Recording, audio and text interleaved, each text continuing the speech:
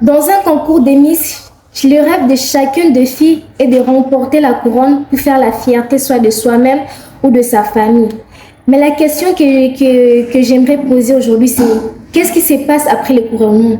Qu'est-ce qui se passe après l'après-Miss, voilà, après le couronnement? Bonjour à tous, j'espère que vous allez bien. Bienvenue sur ma chaîne YouTube. Ici, nous parlons des carrières des Miss, des tips sur la mode, sur la beauté. Si vous êtes passionné, intéressé par ces sujets, abonnez-vous et activez la cloche de notification pour ne rien manquer. Okay, let's go. Okay, let's go.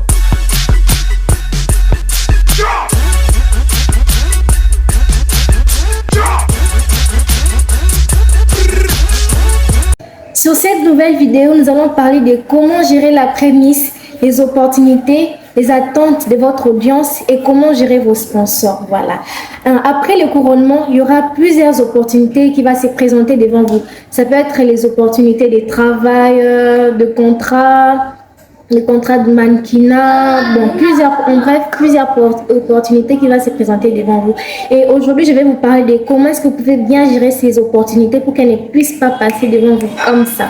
Voilà. Et il faut savoir aussi être d'abord sélectif. Quand une opportunité se présente devant toi, ce n'est pas toute opportunité qu'il faut prendre. Voilà. Il faut prendre une opportunité qui pourra te faire grandir, t'amener vers d'autres horizons.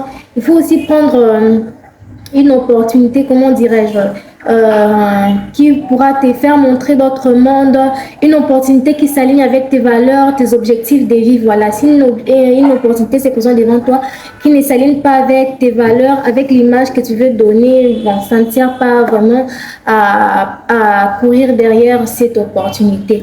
Et ce qu'il faudra aussi savoir, c'est gérer les attentes de l'audience. Après être couronné Miss, votre audience voudrait que vous puissiez faire ceci. Par exemple, moi j'ai à subir cela.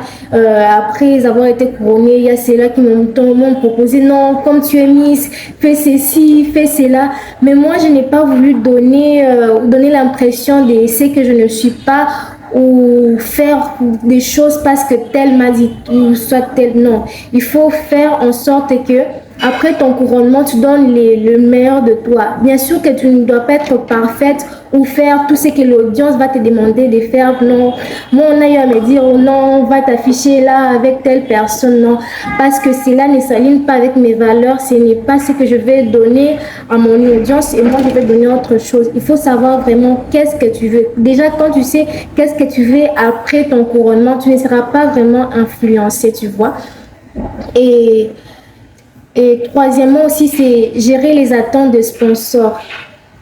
Et tu vois, il faut savoir, déjà quand un contrat se présente devant toi, il faut bien s'entendre avec les sponsors. Qu'est-ce qu'ils attendent de toi? C'est peut-être la visibilité et tout. Et tu dois aussi savoir qu'est-ce que tu vas donner aussi en échange, voilà. Et il faut pas aussi prendre, déjà quand tu gères mal un sponsor, déjà ça pourra nuire à ta réputation, tu vois. Et il faut savoir aussi, quand tu prends un contrat, il faut savoir que tu sauras tenir face à ça.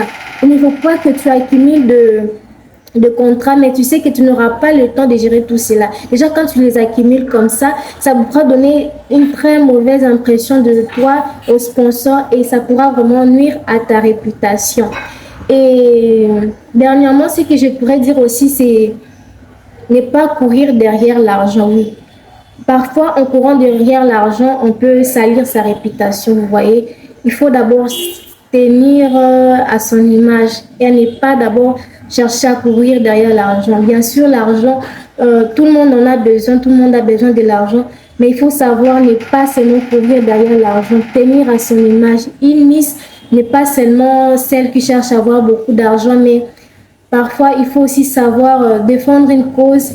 Même si tu sais qu'en défendant cette cause, parfois tu ne gagnes aussi rien, mais bon, ça n'empêche toujours pas de continuer toujours à défendre cette cause et de ne pas d'abord mettre l'argent au-dessus ou au-devant. Non, il faut d'abord chercher à défendre ses valeurs. Voilà en bref ce que je voulais dire de la prémisse. Dis-moi en commentaire sur quel sujet que tu aimerais que je parle prochainement. Et si tu as aimé cette vidéo, n'hésite pas à laisser un pouce, à partager maximalement cette vidéo. Ciao, ciao, on se revoit pour une autre vidéo.